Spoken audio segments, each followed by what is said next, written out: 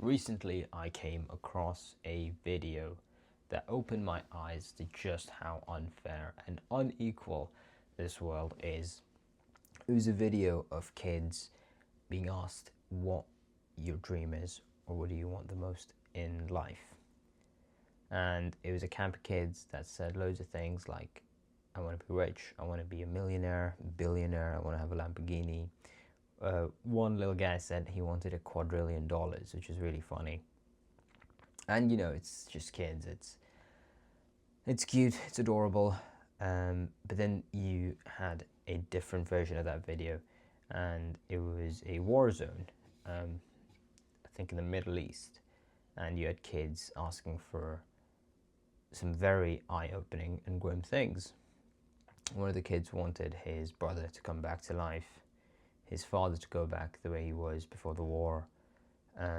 One of the kids just wanted to eat sugar, try some sugar again. Someone wanted bread. Someone wanted food. Someone wanted to go back to their own home, and they had a beautiful smile on their faces. Problem is, everyone knows the world isn't fair. It's really heartbreaking, but we know that. Just like even with our pointless first world problems, like, oh, no matter how hard I go in the gym, I just don't see any changes. I'm just not blessed genetically. And that's not fair, because there's someone that's never been to the gym that looks much better than you. And that's not fair, right? But no matter how we look at it, this life is just not fair. The world doesn't work on fair principles. It's inherently unfair in every way possible. A job is easy to get if you know the right people. You can attend as many job fairs. You can gear your CV to be as career-oriented as you want. It's probably not going to make as much of a difference as just being the right person's kid. And it stings. But the way I look at it, there's only two things you can do about it, just about how unfair the world is. Number one is to find some sort of detachment and cope with there being something more than this world. And that's really interesting. People do that through religion and spirituality, and I think that's very effective. People detach themselves from this world and hope for a better world, hope for a place that's not this world, that's not as unfair as this world is. And that's a really good way to look at things.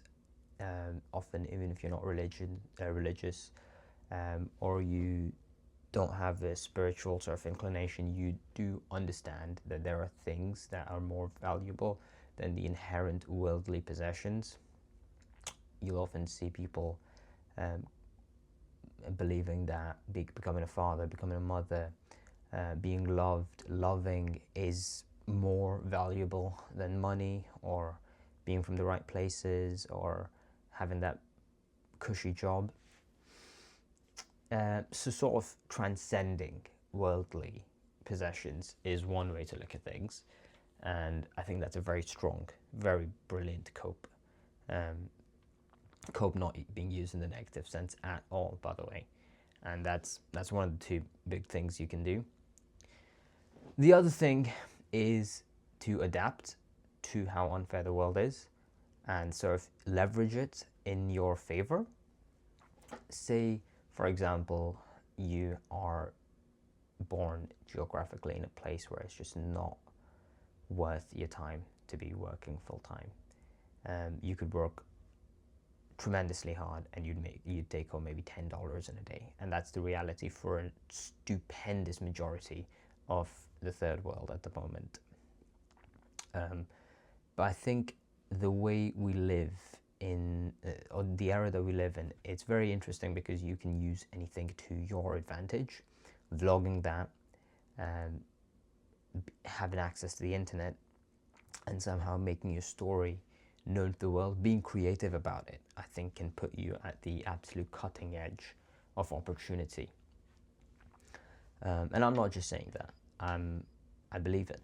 The other way in which you can leverage how unfair it is to try making it unfair to your situation, making it unfair in your favor.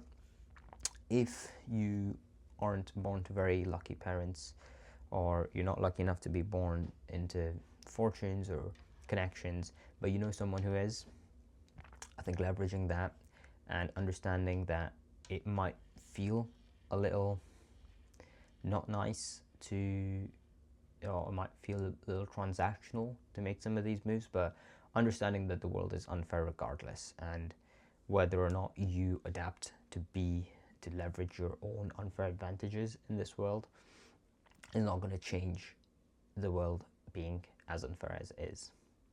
But yeah, those are my 2 cents today. Thank you for coming to my channel. I've been Hamad Ajazi. I love you guys.